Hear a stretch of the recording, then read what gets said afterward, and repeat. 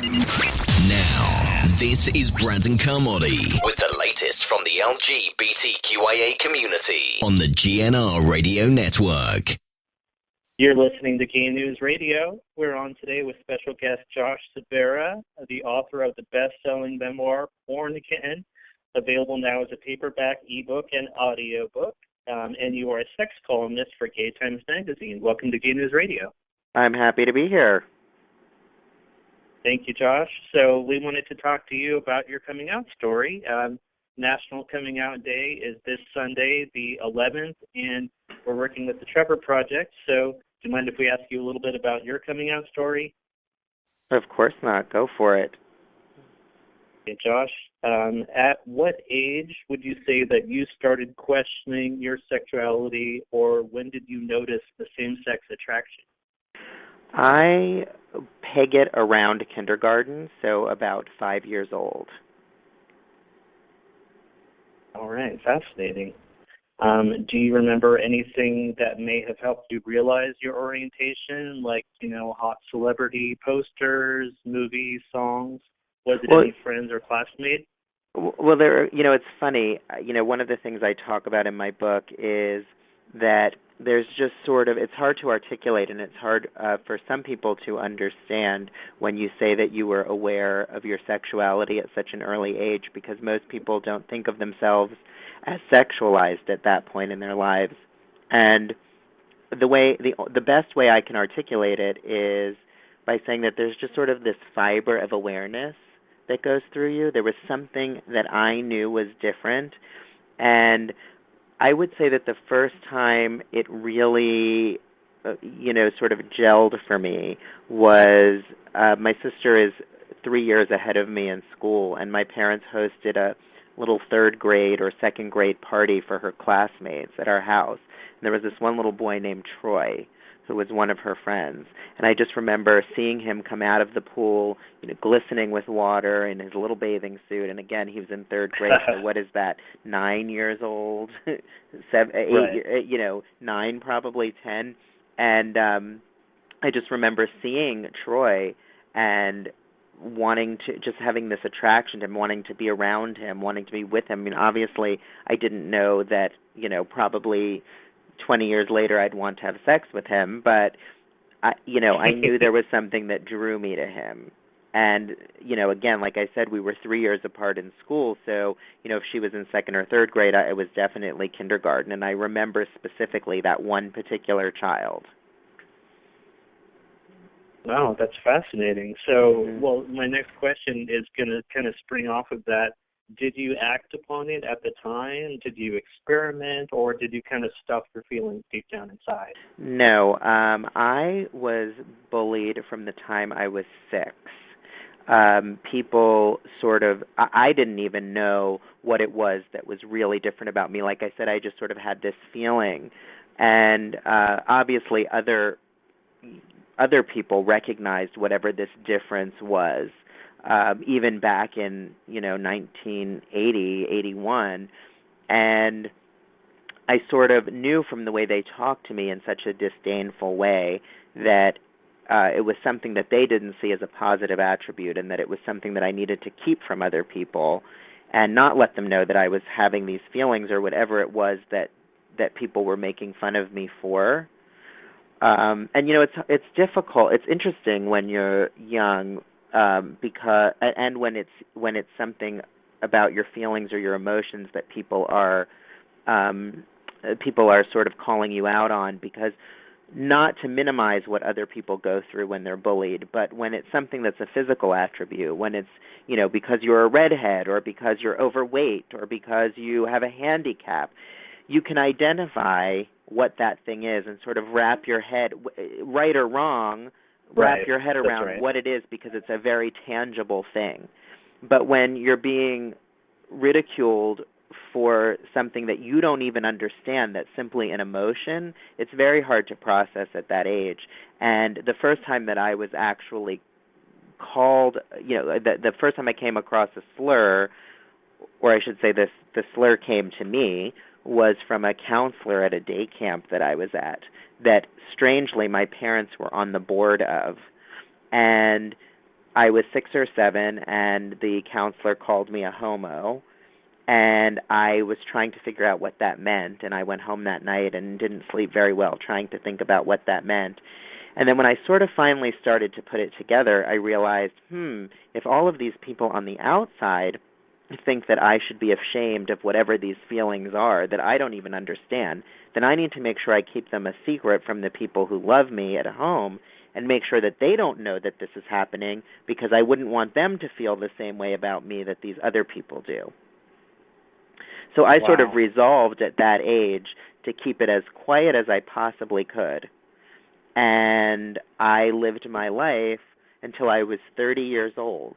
I'm 40 now, but I lived my life until I was 30 years old as a closeted person. Now, I think many people suspected, but it was something that I wouldn't talk about. And people who were close to me just learned not to approach any subject related to romance, dating, or sex.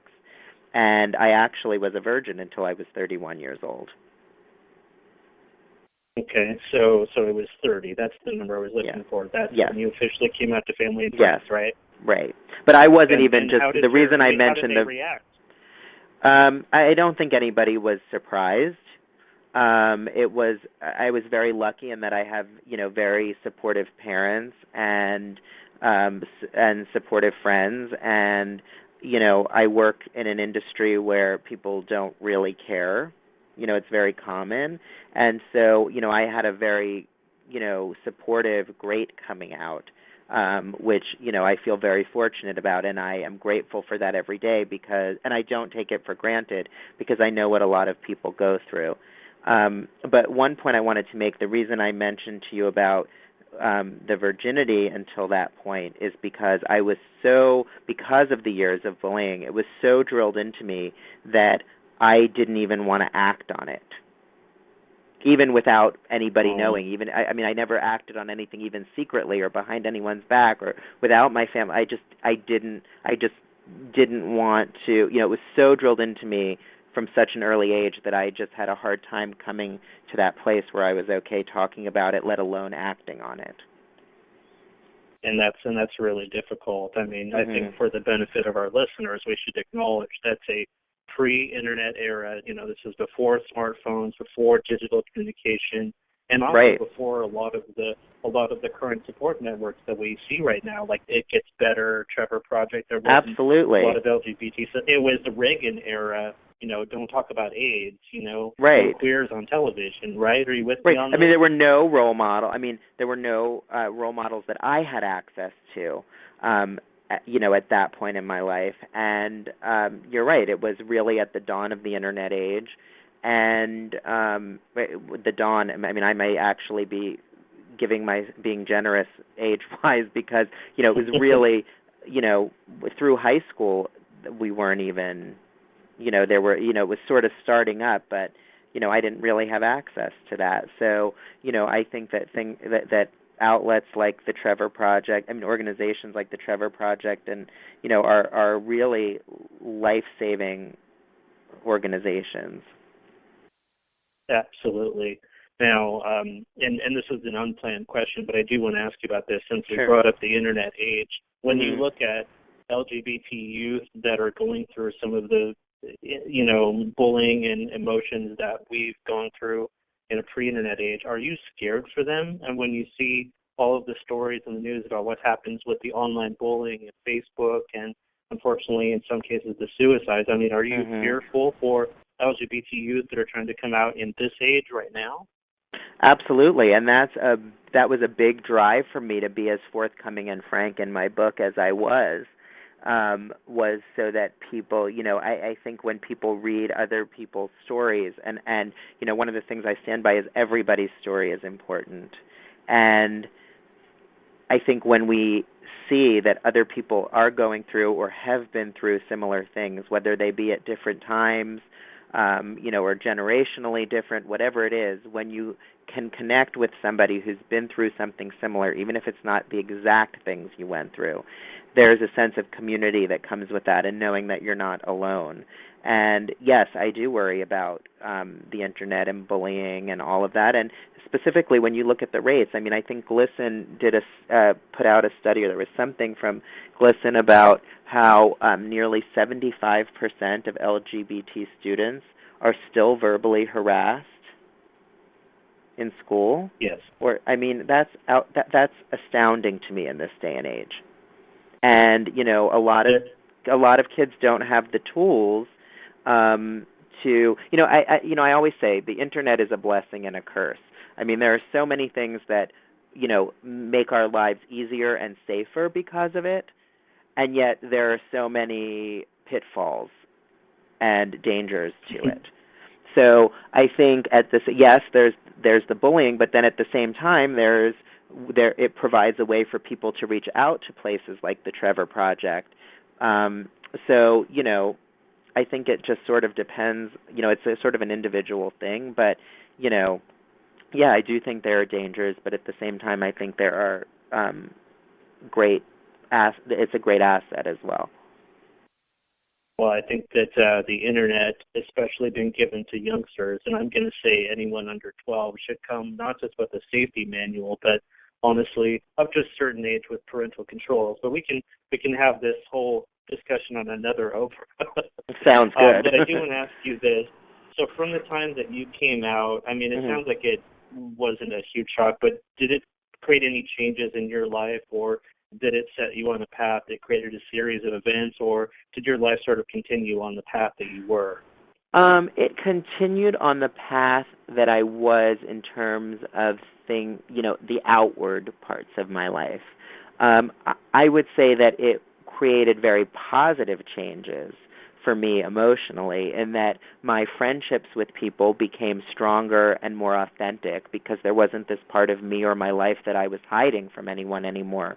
So there was nothing off limits in terms of what I could talk to people about now. If I saw a man who I found attractive, I could discuss that with the person I was with, whereas before I was very guarded and made sure that I was very careful with pronouns that I used and how I talked about everything, so nobody would really be able to know or put his or her finger on it. So I would say they were very positive changes. And even my relationship with my family and my parents, again, there were so many things that they didn't know about me, or that I wouldn't feel comfortable talking about. And once I came out and felt free and comfortable being myself, for the first time in my life, starting to feel like myself at 30 years old was such a liberating thing. And the fact that I could talk to my parents about having met a guy at work who I was interested in, or, being able to share that with them because I am really close with them, was really the best feeling in the world. And of course, I don't like to say too bad I didn't do it sooner, because I think we're all on a certain, you can't go back, so there's no point in regretting how you did or didn't handle something before. And who knows what my maturity level would have been at that time, and if I would have been able to process it the same way. So it may not have been the best thing, but I will say I wish I could have felt that free to be myself so much earlier in my life. Sure. So one question here, did religion in any way play a role in your family and in your upbringing? And was religion or the family a factor in when you came out? No. My family, they're liberal Jews from the East Coast. It wasn't, religion didn't play a factor. And also I was never raised, my family had gay friends, and, we were never raised to believe that anybody, we were raised to believe that everybody's the same, So which is interesting, because my parents never gave me any social cues that said that they wouldn't be happy if I was gay. It was what I was getting from the outside. It was the bullying and the things that you experienced. Right. They were never anything but open and accepting of everybody who was in our lives growing up. So, religion had played no part in that. My parents and their view of religion is that, tolerance of everybody is is the key. That's great, and an extreme rarity. We need a lot more of that. Yes. Now, and that's why I said to you difficult. before, it's a gift, and I do not for 1 second take for granted that that's the family I was born into. Because sure. I know what people go through, and I am so grateful that I didn't get kicked out of my home or didn't get treated differently or wasn't told that they don't want to know about my personal life. All of the things that continue to marginalize us as we go through this journey. And I didn't have to, once I came out and talked to my parents, I didn't have to deal with any of that. Sure. Now, of course, we've seen some alarmingly high suicide rates or depression rates within the youth LGBT community. So, and this is a question you can feel free to decline or answer in your way, but is suicide something that ever became a factor in your life, or what advice would you give to the youth today who may be contemplating suicide? Aside from reaching out to like the Trevor Project, what advice would you give to those youth directly that may be feeling those feelings? Well, to answer your first question, no, it was never something that crossed my mind. I knew that at some point I would deal with it and get through it one way or another. I am not a clinical expert in depression or suicide, so I qualify this by saying, this is my opinion and not, again, clinical advice. But I think what's important is to find community, to find people who can talk to you about like what you're doing is the most important thing, where people can see that they are not alone. And I think a lot of times when people get to that level of depression, and it takes, suicide is such an extreme act, and to be at that place where you're so hopeless and so desperate that that's the only possible out that you can imagine, I think is rock bottom. And I think we can help keep people from getting there if they understand that they're not alone, and that there's me, and there's you, and your radio show, and the Trevor Project, and there's all kinds of things, all kinds of people they can reach out to who will support them, find a place for them to live. I mean, look at the Gay and Lesbian Center that provides, all kinds of career resources, clothes for people who get thrown out of their homes, places for them to stay. I mean, you're not going to be on the street, and if you reach out. And I'm in Portland. We have some resources in Portland for LGBT youth, including housing and programs, and we have a place called the Q Center, which is Portland's queer hub, which connects a lot of people with counselors and resources. So depending on where people live, there may be access to resources, definitely. Absolutely. So, my what I suggest to people is if you feel yourself getting to that place that's so hopeless, is to reach out, find any place to reach out to that you're comfortable with. And if that means not showing up somewhere in person but sending an anonymous message to a support or resource site, then fine, whatever it takes. Send me a tweet, send me something on Facebook. I'll talk to you for as long as you want. I just think we have to sort of all stick together and help each other and let people know that, your life doesn't end. There are people who are there to help you get through it, even if it's not the people you think. Right, and we're giving out this number on every interview since this is in support of the Trevor Project for National Coming Out Day. So listeners, the Trevor Lifeline number is 866-488-7386. Once again, the Trevor Project's 24-hour crisis line is 866-488-7386. If you have the need, please do give them a call. Great. Okay. Now, Josh, do you believe that sexuality is a choice, that we choose to be gay? There are some people sort of, the Big Bang Theory say one way or the other. What is your thought about sexuality being a choice versus defined for us?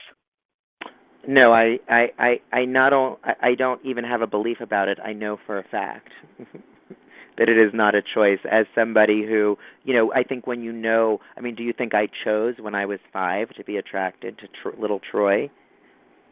Of course not. How would you Right. know, at 5 years old? So I know, unequivocally that it was not a choice, and it certainly wasn't, there's always that nature nurture debate in so many areas of life, and I can tell you that there was nothing about how I was nurtured that would send me one way or another. I had two heterosexual parents who loved each other. I had a male role model, all of the things that people try to point to as to why, you know, why sexuality is what it is.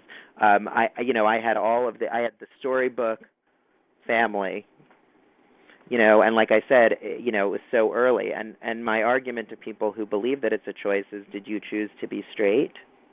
Like, and at what point did you decide you were going to be straight? I'd love to see that discussed in congressional committee. Yeah, people can't really answer that. You say to them, like, in a way, the fact that we even have to say to somebody, at what point did you know you were gay? You want to go to, I'd like to go to, everybody else, the straight community, and say, well, at what point did you decide, or did you know you were straight? Why? It's, if you can ask one group of people, then you should be able to ask all of them. Most definitely. Now, I would definitely like to use this opportunity to ask you about your book. So Sure. Here's the lead-in. Born Again, the gay best friend you always wanted, Josh Sabarra, delivers a whip-smart, poignant memoir set against a glittering backdrop. The bestseller is available now. Oh, my gosh. What can you tell us about Born Again? Born Again, this is how I describe it to people. It is a story about growing up, coming of age, coming out, and coming. And it's a it sort of is a non-linear memoir. So it's told, you could read, it's of the 18 chapters, you could read them as single servings out of order, or you could start from the beginning and go through the end and read it as one narrative thread, but it sort of works either way. And it just sort of takes you through, some of these things that were, sort of extraordinary, some of the extraordinary circumstances in my life, and how I grew up a certain way, and how, I didn't relate to peers, and I didn't relate to men even as early as 4 and 5 years old, and that my friends were always adults and they were women. And I had this very strong network of women who sort of rallied around me from the time I was 6 and 7 years old, who sort of balanced the bullying that I was getting from everybody else. And then what I learned was that I became an approval junkie because I was so marginalized by people outside of my home. I sort of learned that I had to do things or try to do more or better or whatever I needed to do so that people would approve of me. So, and by the way, I had some eating problems that came from, my feelings and, being so, being made fun of. And eating was something I could control. And so my weight would yo-yo, and I then put on a lot of weight because I could control the food. I got to decide how much of it I wanted, and, I put it in my mouth. And then I'd go home, and my father would say, do you really need that piece of cake? You're putting on weight. So meanwhile, I'd go to school during the day and get made fun of for being gay, and then go home, and even though my parents were looking out for my health, I would hear about how I didn't look good because I was overweight. And so there really wasn't this safe place for me to be. And so eventually I sort of learned to, I lost the weight. I then had an addiction to plastic surgery. And the surgery, I felt, made me look better to people. And there was a glamour associated with it at that time because people weren't just going in for surgery the way they do now. So I was, a little bit of a pioneer in that way. Right. And so I got sort of addicted to the idea of people saying, oh, you look better, you look better, you look better. And then I would think, well, what more could I do to look better? And then I moved into, the Hollywood career, and I moved up the Hollywood food chain, and I was in these very glamorous jobs doing, very glamorous events with celebrities on my arm and making more money than anybody my age. And so I was getting approval from that.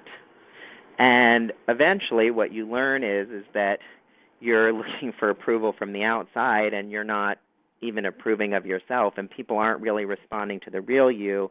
They're responding to the trappings that you're putting in front of them. So, what I finally came into myself, at this point in my life, at just about 40 years old, where I realized, I have to let go of all of those things, and people are either going to be in my corner because they like or care about me as a human being and not my celebrity friendships or my car or my job or any of the things that I was using as a cover.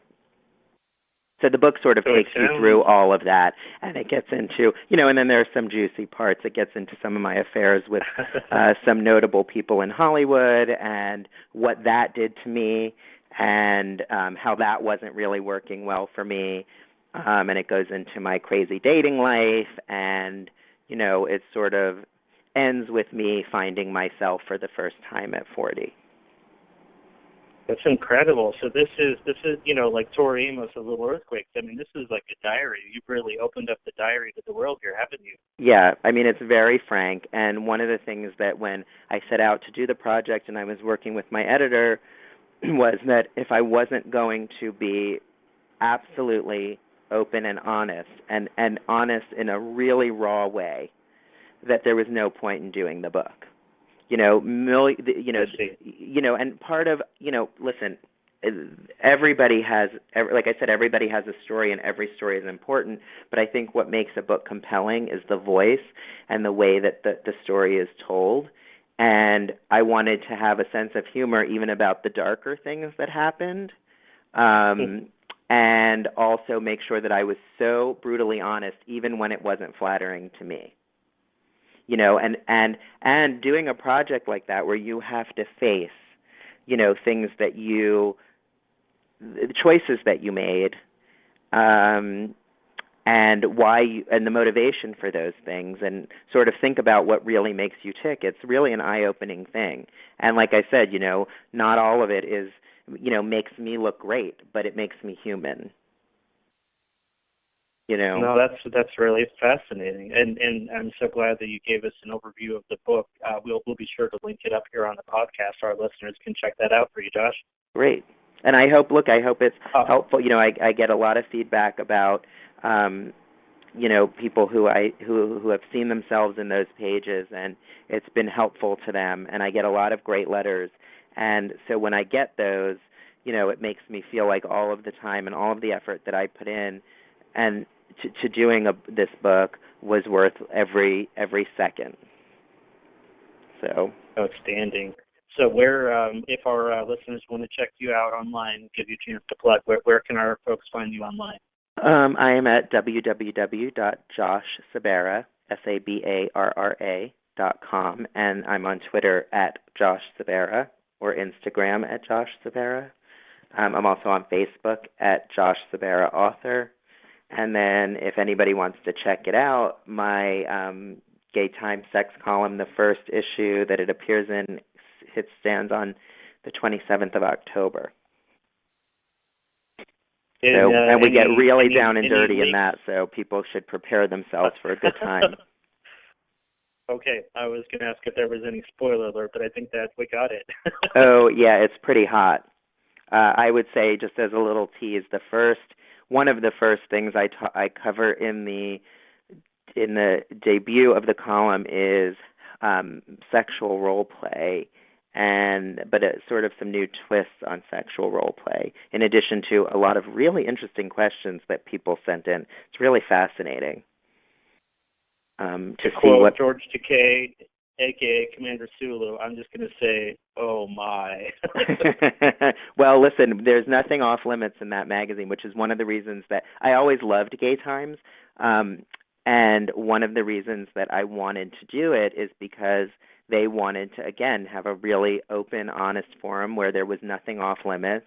And, the fact that I wasn't going to be fenced in by anything and could really be honest, and people could ask whatever questions they want, without having to feel like there was anything that was taboo or that somebody was. I'm the most, open person about that stuff. So where people could come and not feel judged and get an answer that might that might help them and make them smile at the same time. All right, fascinating. Well, thank you so much for sharing your coming out story. My pleasure, and I look forward to hearing all of these on, what is it, on... you will. So you'll keep me posted. gaynewsradio.org. And when will they all be posted? You will come out today. Your coming out day is today. Okay, but the National Coming Out Day is Sunday, yes? It is. Yeah. And we're going to be taping so many, we're just going to keep them coming out as they go. Great. Well, I can't wait to hear all of them. All right. So thank you so much. We were speaking with Josh Sabarra. He is the author of Porn Again, and he's a sex columnist for Gay Times Magazine. Thank you so much, and we hope to speak with you again, and have a good day. Absolutely. You too. Bye. That's all, Clarice. This is GNR, Gay News Radio.